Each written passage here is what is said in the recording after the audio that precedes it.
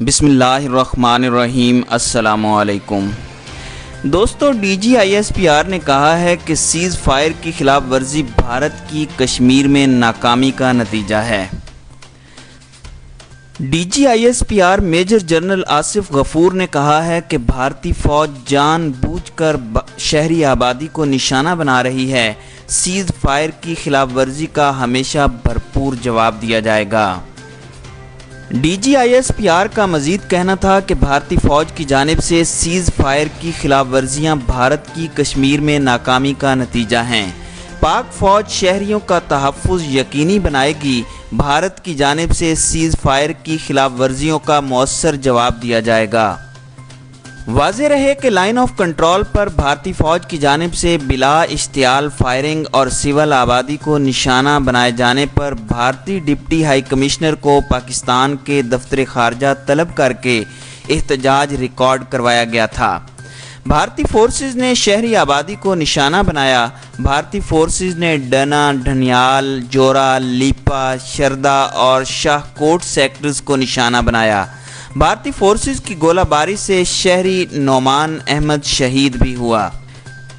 بھارت کا ایک بڑا مسئلہ یہ ہمیشہ سے رہا ہے کہ جب بھی وہ اندرونی یا بیرونی طور پر اپنے طرز عمل اور حکمت عملی کے حوالے سے کسی پریشانی سے دوچار ہوا تو اس نے اس پر ندامت اور شرمندگی کی بجائے اس صورتحال سے توجہ ہٹانے کے لیے کوئی غیر معمولی صورتحال طاری کرنے کی کوشش کی تاکہ اس کے پیچھے چھپا جا سکے، اور اس کے لیے اس نے ہمسایہ ممالک میں دہشت گردی اور تخریب کاری کروانے سے بھی گریز نہیں کیا، جس کی پاکستان میں بڑی مثال بلوچستان اور کراچی میں کلبھوشن نیٹ ورک تھا۔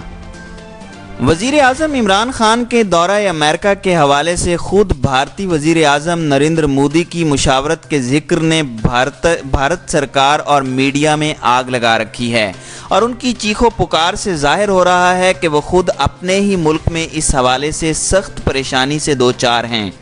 لہٰذا اپنے آپ کو اس صورتحال سے نکالنے کے لیے پاکستان کو اندرونی طور پر ٹارگٹ کرنے کا فیصلہ ہوا اور روایتی حربوں کا مظاہرہ کرتے ہوئے پہل دہشت گردی کے دو الگ الگ واقعات کے ذریعے پاکستانی فورسز کو ٹارگٹ کیا گیا، اور اب کھلے طور پر اپنے جارحانہ عزائم کا مظاہرہ کرتے ہوئے کنٹرول لائن کے ساتھ کے مقامات پر شہری آبادیوں پر گولہ باری کر کے نئی صورتحال پیدا کرنے کی کوشش کی گئی، جس کے نتیجے میں ایک نوجوان شہید اور خواتین اور بچے زخمی ہوئے۔ پاک فوج نے رد عمل کے طور پر جوابی گولہ باری کی اور اس طرح 3 بھارتی فوجیوں کی ہلاکت اور متعدد کے زخمی ہونے کی اطلاعات ہیں۔ صورتحال کا جائزہ لیا جائے تو کہا جا سکتا ہے کہ لائن آف کنٹرول پر بھارتی فوج کی بلا اشتعال گولہ باری اور پرامن شہریوں کی شہادت کا یہ کوئی پہلا واقعہ نہیں ہے۔ وزیر اعظم نریندر مودی کے برسر اقتدار آنے کے بعد سے line of control per firing اور گولہ باری کے واقعات میں اضافہ ہوا۔ مسلسل جنگ بندی کی خلاف ورزیاں کی جا رہی ہیں۔ لائن آف کنٹرول کا محاذ مسلسل سرگرم ہے۔ وقفے سے کسی نہ کسی سیکٹر میں بھارتی افواج کی جانب سے فائرنگ اور گولہ باری کا مظاہرہ کیا جاتا ہے۔ بھارت کے اس طرز عمل کو سمجھنے کے لیے بھارتی سرکار کا مائنڈ سیٹ پڑھنا ضروری ہے، جس سے نریندر مودی اور ان کی جماعت BJP برسر اقتدار آئی ہے۔ اس کے جارحانہ طرز عمل میں اضافہ ہوا ہے، اور خود بھارتی سرکار خصوصاً نریندر مودی کے بیانات جلتی پر تیل کا کام کرتے ہیں۔ ان کے برسر اقتدار آنے کے بعد سے اب تک بھارت کے جارحانہ رویے میں اضافہ ہوا ہے، جو عالمی طاقتوں کے لیے چیلنج اور خود بھارت کے مستقل مزاج طبقات کے لیے لمحہ فکریہ ہے۔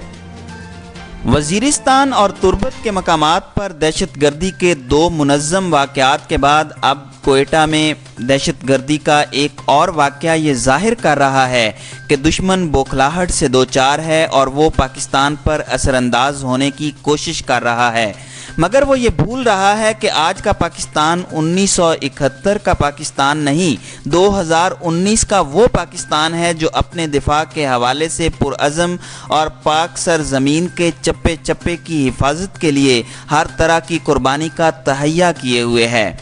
لہٰذا بھارت کو منہ کی کھانا پڑے گی۔ البتہ یہ حکومت کی ذمہ داری ہے کہ بھارت کے جارحانہ عزائم کے جواب میں جہاں عالمی محاذ پر اسے بے نقاب کیا جائے، وہاں ان بیرونی خطرات کے جواب میں اندرونی طور پر اتحاد و یکجہتی کا ثبوت دیا جائے اور ملک کے اندر سے انتشار، خلفشار اور محاذ آرائی کی بے خونی کی جائے۔ یہ مت بھولا جائے کہ بھارت جیسا مکار، عیار اور کمینہ ہے، اس سے خبردار رہنے کی ضرورت ہے۔ بھارت لاتوں کا بھوت باتوں سے ماننے والا نہیں۔ اس کا اصل چہرہ دنیا کو دکھانے کے لیے خارجہ آفس کو متحرک کیا جائے اور اپنے دوستوں کو اعتماد میں لیا جائے۔